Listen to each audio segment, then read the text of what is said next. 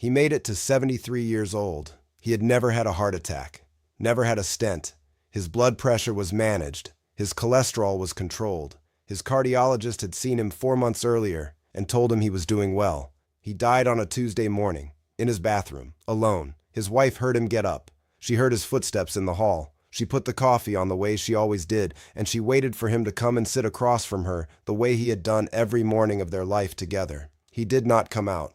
When the paramedics arrived, they found him on the bathroom floor. No sign of struggle, no warning anyone had seen. Just a man who had walked into the most ordinary place in his home and did not walk back out. His cardiologist reviewed everything afterward. The medications were correct. The dosing was right. The last ECG had been clean. Nobody asked what time he went to the bathroom. Nobody asked how long he strained. Nobody asked whether he held his breath.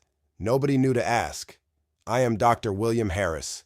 I am a geriatric specialist, and what I'm about to tell you is something that happens to thousands of adults over 60 every single year, in the most private, most ordinary room in their home, and that almost no physician has ever explained in a standard appointment.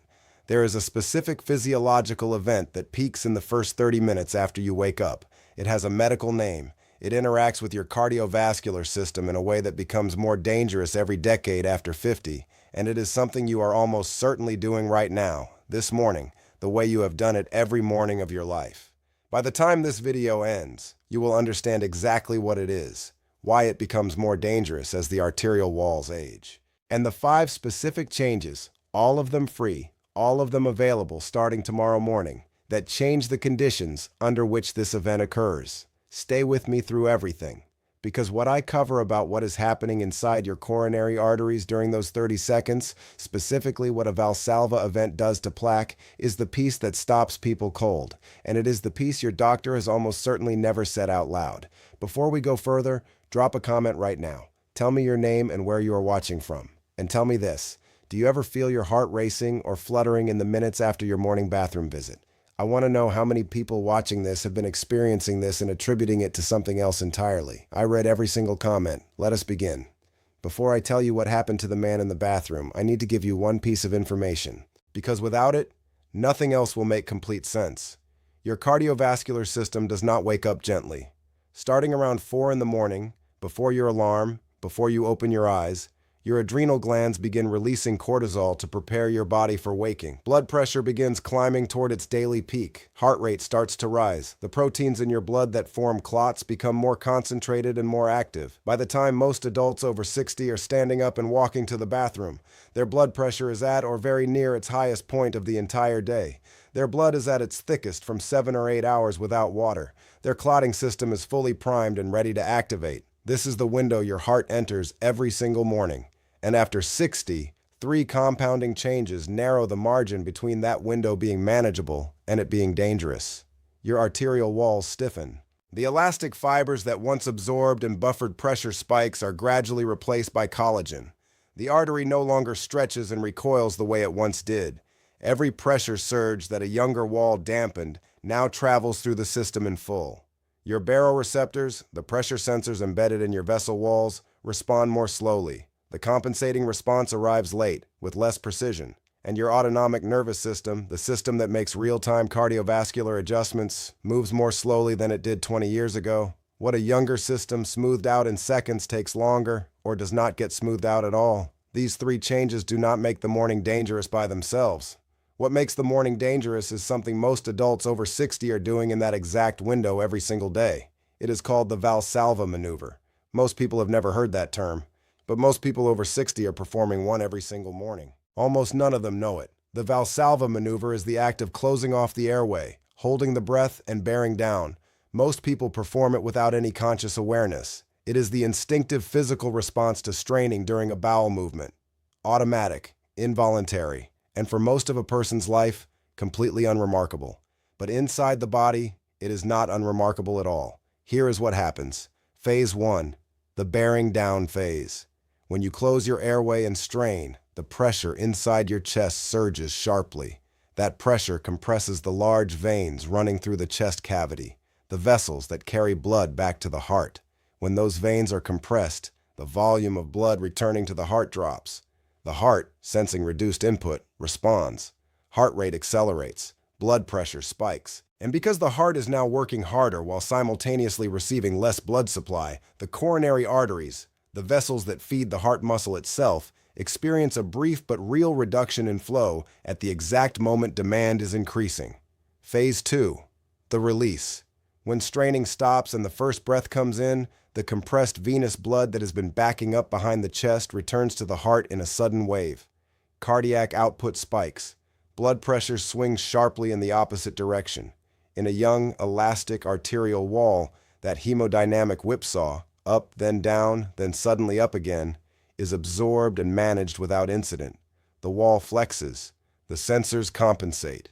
The system finds its balance. In an artery that has stiffened with age, that pressure wave is not absorbed. It is transmitted. And if that artery is carrying plaque, the buildup of cholesterol and inflammatory material that lines the arteries of most adults over 60 to some degree, that pressure wave hits the plaque cap directly. Most arterial plaque, when stable, causes no immediate problem. But some plaque caps are structurally vulnerable. Under the right triggering conditions, a sudden pressure surge, a mechanical stress wave traveling through a rigid arterial wall, the cap can crack. When it does, the body responds immediately. Clotting factors flood the site to seal the rupture. The clot forms fast. If it forms in a coronary artery, blood flow to part of the heart muscle stops. That is a heart attack, not from the plaque itself, from the clot that forms in response to its rupture, and the conditions that trigger plaque rupture: elevated pressure, mechanical stress, a primed clotting system, all peak in the same window. The early morning, the cortisol surge. The first place most adults over 60 go when they wake up. Think of it this way. Your heart is a pump drawing from a tank. Now imagine someone temporarily blocks the pipe feeding that tank, lets the upstream pressure build, then releases it all at once. That is what a Valsalva event does to the blood supply of the heart. In a healthy young system, the pump handles it. In a system that has been running for 60 or 70 years, with walls that no longer flex, a tank carrying sediment that has been accumulating for decades and blood already thickened from 8 hours without water, that pressure release can crack something that had been holding for years. Let me tell you about a man described to me as a retired high school principal, 69 years old, from Kentucky. He came in for a routine physical. He felt completely fine. He mentioned almost as an afterthought, with a slight laugh, that he occasionally felt his heart flutter briefly right after his morning bathroom visit.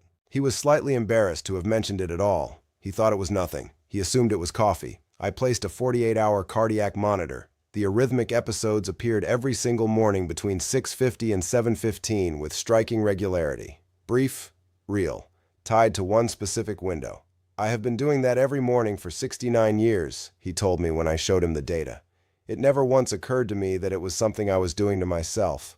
That flutter, that racing, that skipped beat in the minutes after the morning bathroom visit. It is the rebound phase of the Valsalva. The body showing you on the outside what is happening inside the coronary circulation at that same moment. And almost universally, it gets attributed to something else. Type the word Valsalva in the comments right now if this is the first time you have heard this term. I want to know how many people watching this have been experiencing these morning symptoms for years without ever knowing what was causing them. Now I need to tell you about the 3 factors that make this so much worse in adults over 60. Because the Valsalva event itself is only part of the picture.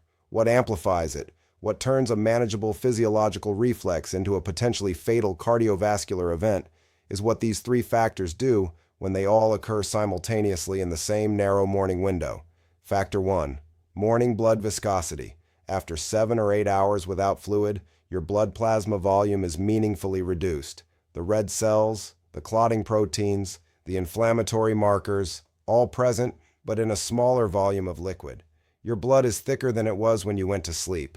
It moves more slowly through vessels that are already less flexible. And because the clotting factors are more concentrated, it is more ready to form a dangerous clot if the pressure wave from a Valsalva event cracks a plaque cap. This is not dramatic dehydration. This is what happens to every person's blood every single night. In a younger body with flexible arteries and fast baroreceptors, the morning thickness is manageable. But when the morning Valsalva event occurs on top of it, in a cardiovascular system already carrying reduced reserve, the risk profile is different than it would be at 2 in the afternoon after a full day of hydration. Factor 2. Arterial stiffness. Research published in the American Journal of Hypertension and replicated across multiple independent cohorts has documented what cardiovascular medicine now understands clearly. Stiffer arteries amplify the hemodynamic effect of transient pressure events. The same Valsalva maneuver that a 45-year-old's artery dampens smoothly is transmitted in full force to a 70-year-old's arterial wall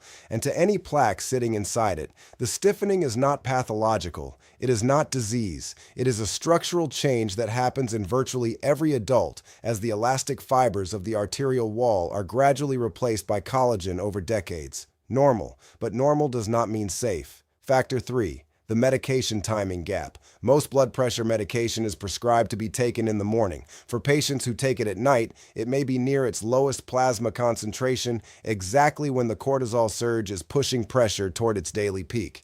For patients who take it first thing in the morning, it has not yet been absorbed when they walk to the bathroom 20 minutes after waking. Either way, the morning Valsalva event is often occurring at the moment of weakest pharmacological protection in the entire 24-hour cycle. I am not asking you to change your medication routine. I am asking you to have one specific conversation with your physician. We will come back to exactly what to say at the end of this video. Now put all three factors together. A morning Valsalva event occurring in blood thickened by overnight dehydration, transmitted through arterial walls that can no longer flex, landing at the moment when blood pressure is already at its cortisol-driven daily maximum, in a clotting system fully activated, in arteries that have been carrying plaque for years. This is not one risk. It is 5 converging conditions producing a combined effect that no single risk factor would predict. And it happens every morning, in the most ordinary room in your home. Let me tell you about a woman described to me as a retired pediatric nurse, 72 years old, from Alabama. She had been waking with a headache 3 or 4 mornings a week for nearly a year. Her evening readings were acceptable. Her office readings were acceptable. Nobody had looked at her morning readings. A 24-hour ambulatory monitor revealed that her pressure in the 30 minutes after waking spiked significantly above anything captured in a standard appointment. Her morning Valsalva events were occurring at the top of a pressure peak her standard care had never once measured. When I showed her the trace, she was quiet for a moment. Then she said, "Nobody has ever looked at what my blood pressure does at 6 in the morning. That is the sentence I hear most often in this conversation. Nobody asked. Now, here is what you can do about it, starting tonight. I call this the Morning Vascular Safety Protocol. 5 steps, all of them free. All of them available starting tomorrow morning. Every one of them targeting the same objective. Reduce the severity of the Valsalva event or remove the conditions that make it dangerous. Step 1. Water before anything else. Before coffee. Before standing, before you do anything, drink a glass of water. This begins reversing the overnight thickening of the blood within 20 to 30 minutes. The blood flowing through your arteries at the moment of the pressure surge becomes meaningfully less concentrated, meaningfully less prone to clotting. 1 glass of water, before anything else. That is step 1. Step 2. Sit before you stand. When you first wake, sit at the edge of the bed for 30 seconds before standing. After 60, the transition from horizontal to upright is itself a cardiovascular event, and it is arriving on top of a cortisol-driven blood pressure peak. 30 seconds gives your body time to begin adjusting before you take your first steps. 30 seconds. That is step 2. Step 3. Do not force it. If elimination is not easy within 60 to 90 seconds, leave and come back in 15 minutes. Your body has a natural gastrocolic reflex that activates 20 to 30 minutes after waking, particularly after warm fluid. It does not require force. Every additional second of sustained straining extends the Valsalva duration and amplifies the rebound. Do not strain. Leave and come back. That is step 3. Step 4. Change your position. A small footstool that raises your knees above your hips aligns the anorectal angle in the orientation the body was designed for. Clinical research has documented that this positioning reduces straining time by more than half in some studies.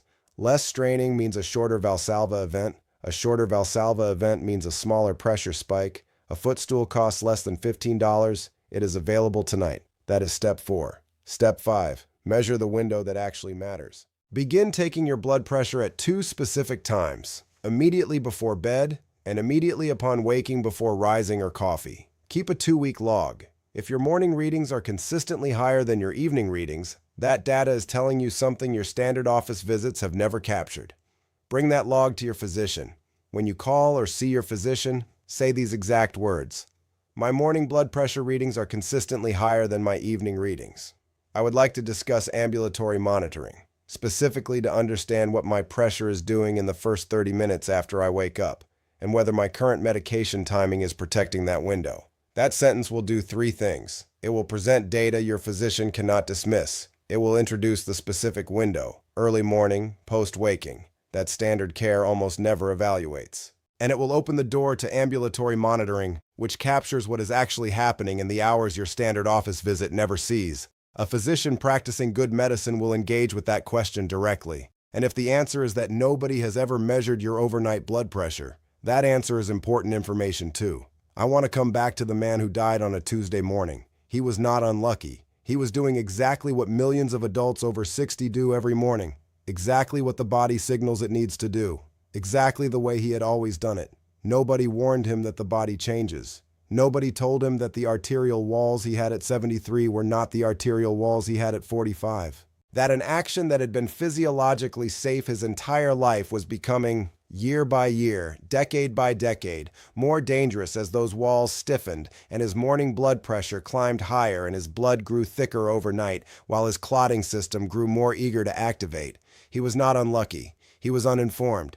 Tomorrow morning, before your feet hit the floor, drink a glass of water. Sit at the edge of the bed for 30 seconds. And when you go to the bathroom, do not force it.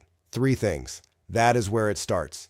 There is no supplement industry built around telling you that. There is no profit margin in a footstool and a glass of water, which is exactly why nobody sat across from him and explained it before it was too late. You are having that conversation today. If this video gave you something your doctor has never once said out loud, please subscribe. I make videos like this every single week because the information that changes outcomes is not always the information that fits in a 15-minute appointment. And before you go, next week I am covering something that connects directly to everything we discussed today. The specific foods that are thickening your morning blood faster than they should. Compounds that most seniors eat every single evening without knowing what they are doing to their cardiovascular system overnight. If you have high blood pressure or any cardiovascular history, that video is essential viewing. Leave a comment below. Have you ever felt your heart flutter or race in the minutes after your morning bathroom visit? And has any doctor ever asked you about it? I am Dr. Harris. Take good care of yourselves. I will see you in the next one.